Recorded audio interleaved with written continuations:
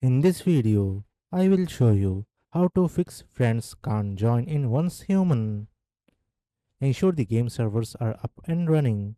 Visit the official Once Human website or check their social media channels for any server maintenance or outreach announcements.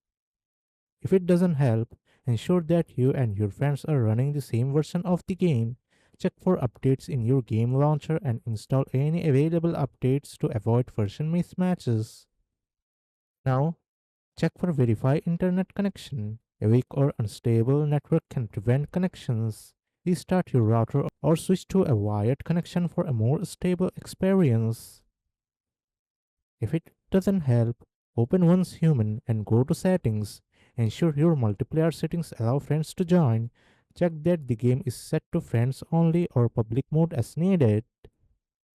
If the issue still persists, check firewall and antivirus settings.